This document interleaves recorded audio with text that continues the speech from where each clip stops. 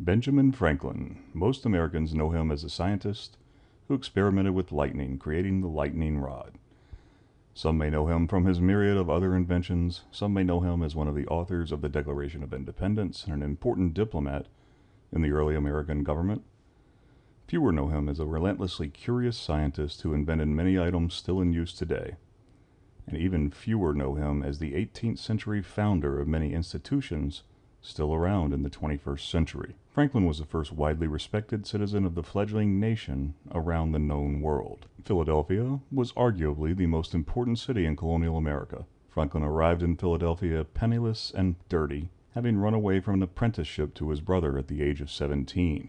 Using his printing skills and his industry, Franklin quickly established himself as an in-demand printer and eventually started Poor Richard's Almanac. His printing business secured him great wealth and left Franklin with ample time to pursue his scientific and philosophical interests. By the time Franklin started his electrical experiments at the age of 40, he had already invented wooden swim fins to help propel a swimmer through water, and the Franklin stove. By the time of the electrical experiments, Franklin had already founded the American Philosophical Society, the first public lending library in the colonies, and the first volunteer fire department in the colonies.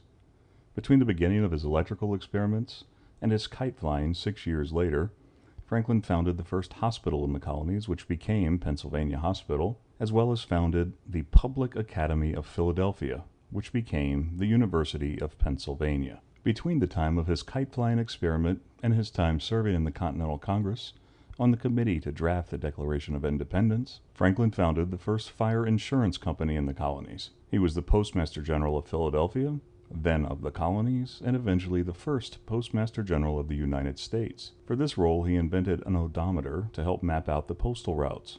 With his brother suffering from bladder stones, Franklin was encouraged to invent the first flexible urinary catheter in history. The Continental Congress met in what is now known as Independence Hall in Philadelphia. So did the Constitutional Convention 22 years later. Franklin was in attendance at both. Two of his lesser-known inventions are featured on the grounds. The wheels-on carriages kicked up rocks that would break the globes that held the candles that were used as streetlights.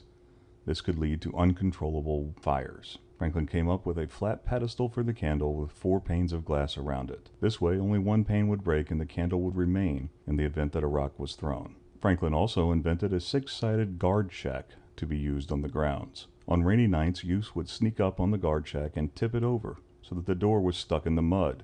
With only 4 sides, the guard was stuck in the shack until his relief showed up the following day.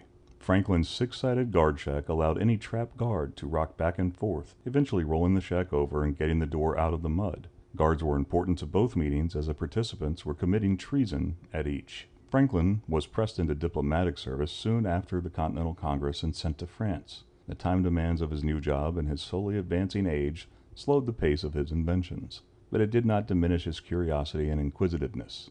During his 8 crossings of the ocean in the 1700s, Franklin took the seawater temperature daily. Using these numbers, he was able to map out and publish the first known map of the Gulf Stream. In 1784, Franklin invented bifocals so that he didn't have to change his glasses for different occasions. He also invented the long arm for taking books down from high shelves in 1785. In 1789, Franklin became president of the first abolitionist society in the United States and petitioned Congress to abolish slavery. Modern society today still uses many of Franklin's inventions, including bifocals, the Franklin stove, and the lightning rod. Benjamin Franklin never sought a patent for any of his inventions.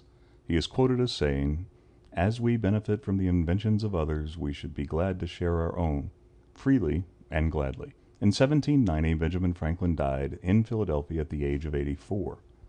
20,000 people attended his funeral at the Christ Church burial grounds.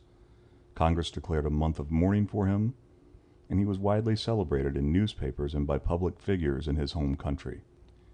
Franklin was sorrowfully mourned in France, where he had lived for 9 years.